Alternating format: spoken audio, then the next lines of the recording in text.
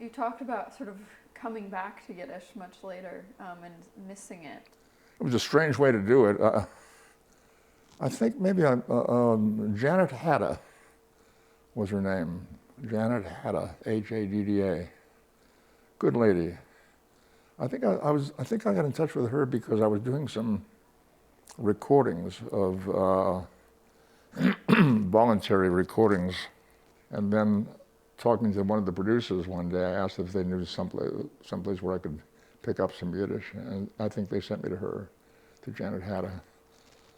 So it was an expensive way to speak a little Yiddish, you know. I had to pay for a psychotherapy hour. But I did it for a while until I kind of got back.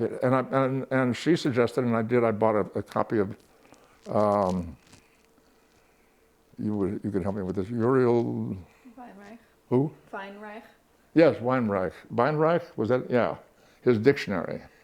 And I spent a lot of time with that, looking up words. I could read enough of the Yiddish to English translations that I could find the Yiddish word, and because the characters were still familiar to me.